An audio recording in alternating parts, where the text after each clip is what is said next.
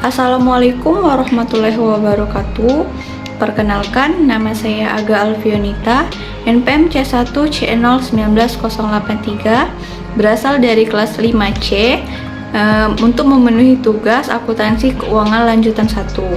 Di sini saya akan membuat video pembelajaran mengenai materi bab 3, yaitu konsolidasi dengan akuisisi pada nilai tercatat.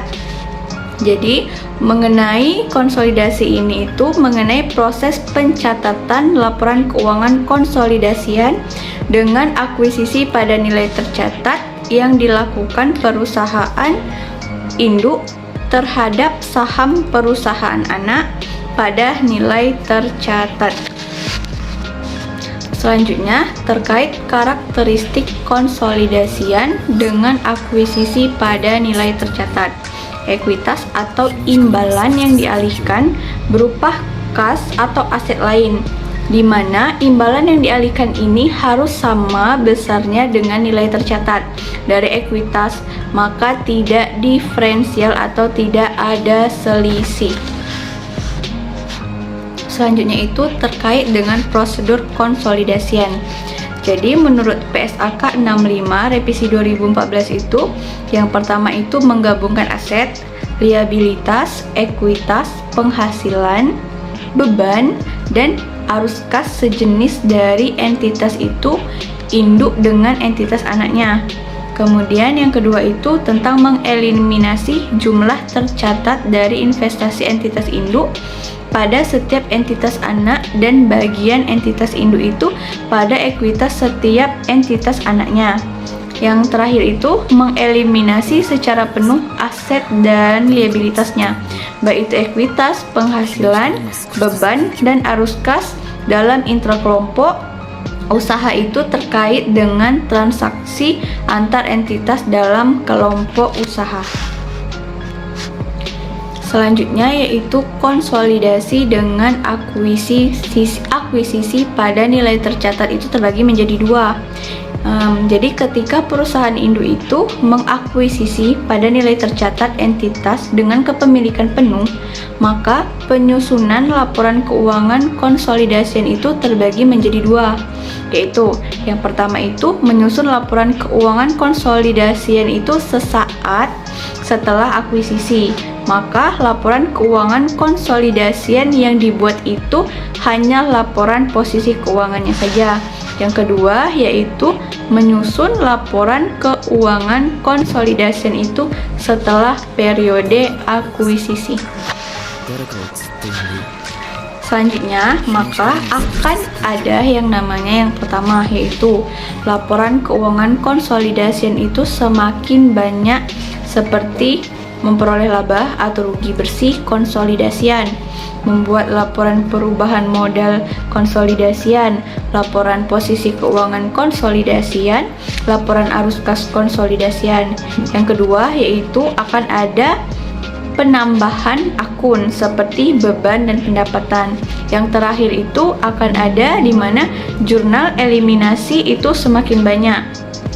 Jurnal eliminasi ini ada di pencatatan baik itu induk maupun di pencatatan perusahaan anak. Selanjutnya yaitu mengenai ketika suatu perusahaan induk itu mengakuisisi pada nilai tercatat entitas dengan kepemilikan sebagian atau tidak dengan kepemilikan penuh atau membeli saham itu tidak 100%. Maka penyusunan laporan keuangan konsolidasian itu terbagi menjadi dua, yaitu yang pertama penyusunan laporan keuangan konsolidasian itu sesaat setelah akuisisi, maka laporan keuangan konsolidasian itu yang dibuat hanya laporan posisi keuangan. Kemudian yang kedua yaitu menyusun laporan keuangan konsolidasian setelah periode akuisisi. Baiklah, langsung lanjut mengenai yaitu jurnal eliminasi di laporan keuangan konsolidasian setelah periode akuisisi dengan kepemilikan sebagian tadi. Yang pertama itu terkait jurnal eliminasi itu mengeliminasi bagian laba dari entitas anak. Yang kedua, mengeliminasi dividen yang diumumkan untuk kepentingan non pengendali. dan muncul di posisi kredit atau kepentingan non-pengendali. Yang ketiga itu mengeliminasi bagian laba kepentingan non-pengendali. Yang keempat itu jurnal eliminasi itu bersifat basic atau mengeliminasi modal saham entitas anak, saldo laba entitas anak, serta investasi pada entitas anak.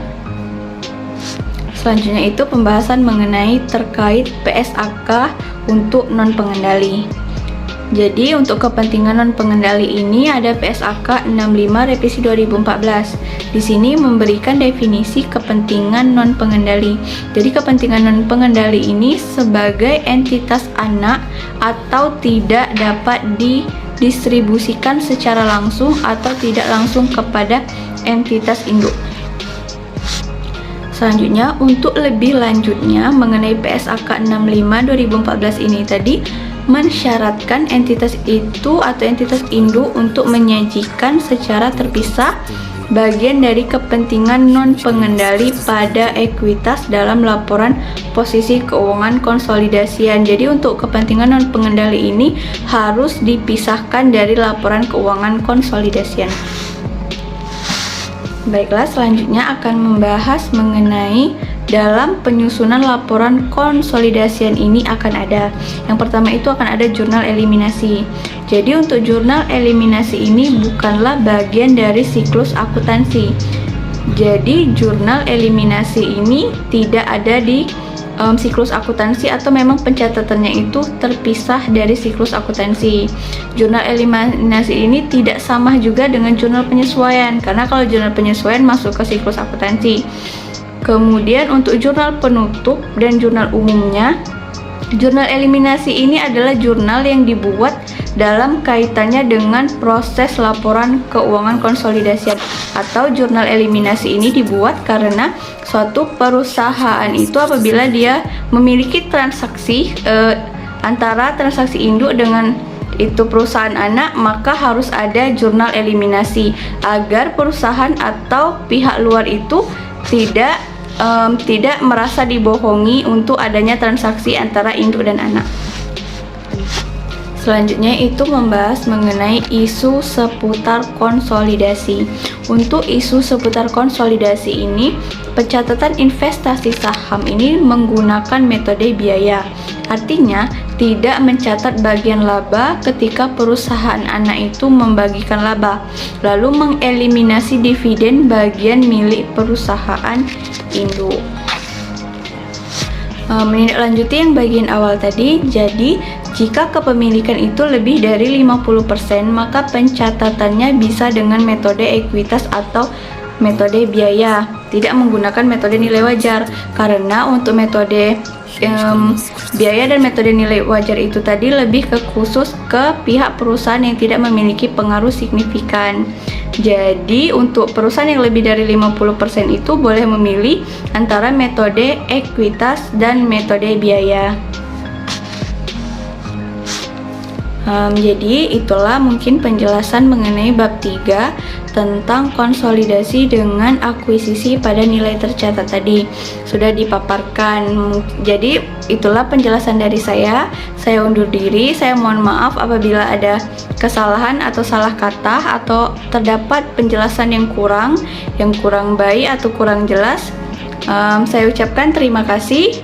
Wassalamualaikum warahmatullahi wabarakatuh.